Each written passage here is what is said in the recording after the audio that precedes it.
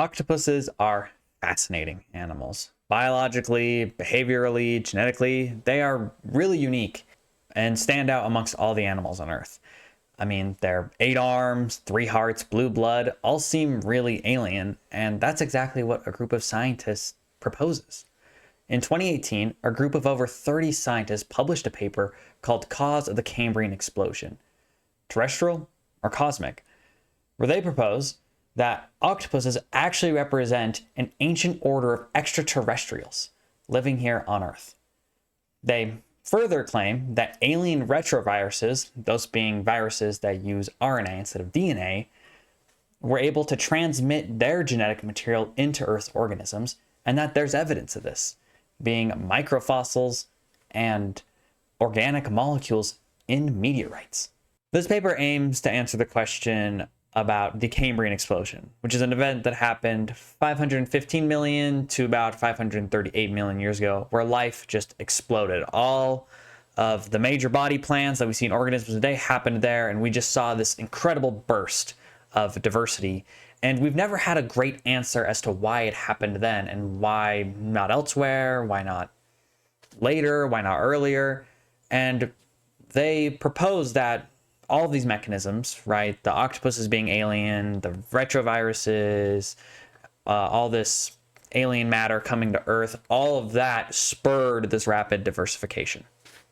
Now, this paper would have been revolutionary. It would have changed the way we thought about biology and evolution and the history of life on our planet, but it just doesn't hold up under scientific scrutiny. There are a lot of assumptions made, there are a lot of things ignored in this process, and we have explanations for these events, these different sort of anomalies that are earthbound, that can be explained by terrestrial means.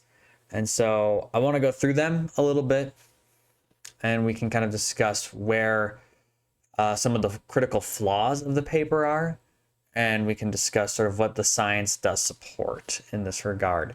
And so the first thing I want to talk about is the retrovirus thing, because retroviruses are really cool. They are RNA-based viruses, and it is possible for them to share their genetic material in that their genetic makeup sometimes gets caught up in ours and it gets spliced together. So that does happen. And the paper claims that these retroviruses are of extraterrestrial origin, and that's sort of helped spur on evolutionary processes, especially during the Cambrian explosion. And if that were true, we'd expect these viruses to be completely unrelated to everything else on Earth, but that's not what we find. Really robust, really a lot of research has been poured into these phylogenetic trees, the family trees of these viruses, and they show that they do appear to be from Earth, and they appear to have evolved and sort of diversified alongside these organisms, which makes sense, right? These viruses are having to keep up with the hosts that they're infecting, and so they evolve, the hosts evolve, and it sort of just feeds into each other in the cycle. Second thing is the octopus genome thing. The 2018 paper claims that octopuses have a really weird genome, that they don't really fit with anything, and that it's really difficult to explain with terrestrial methods. But we have in fact explained at least a good part of it. In fact, we even explained it before that paper was published. In 2015, a team of scientists published a paper about octopus genome evolution and how they got those new traits and those new genes and stuff. And it shows that all of them are explained by terrestrial means of gene duplication, where you get a new copy of it, just copies itself, an extra copy, if you will. We've seen that and again, kind of similar point with the viruses, is that we see that if octopuses were a truly extraterrestrial species, they wouldn't fit on our tree of life of Earth, right? They'd be their own sort of really distinct branch of the tree of life, but we don't see that. They fit really well into our tree of life. And so they unfortunately are not extraterrestrial, and it looks like octopuses are homegrown here on Earth. And the third point of organic molecules and microfossils in meteorites, sort of proving that extraterrestrial life is able to come to Earth doesn't hold up as well under scientific scrutiny. It definitely is true that there are organic molecules in space that have been found in meteorites. Off the top of my head, I think of formaldehyde. That's an organic molecule that's been found in space before. The thing, though, is that you can't immediately point to life as being a source of organic molecules. It's not as if, oh, there's organic molecules, that means there's life. And along with the organic molecules part, there's also the microfossils part, which basically just means that there's like evidence and fossilization evidence of these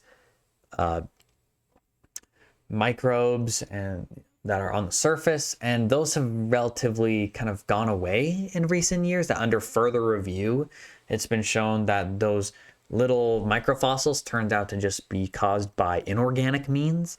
And so the paper's biggest flaw, in my opinion, and that I think it shows us, is that it makes a bunch of plausibles into a probable, which plausible and probable don't equal each other. It's plausible that extraterrestrials have visited Earth, right?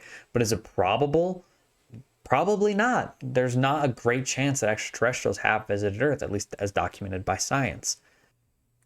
So, if the Cambrian explosion wasn't caused by cosmic means, how was it caused by terrestrial means? And how do we explain that? There are a couple of reasons that we could point to.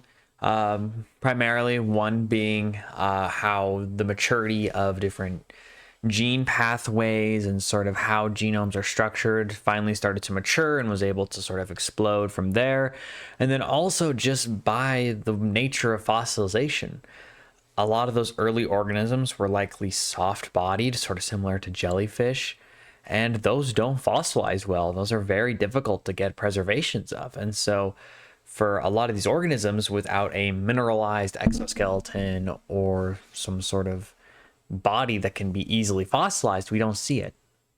So we can confidently say that octopuses are not extraterrestrials and that the hunt for alien life still goes on, which might be a little disappointing, but I think the fact that by the natural processes that we can observe on Earth that can create something as amazing and as cool as an octopus is pretty sweet. Evolution and biology are awesome.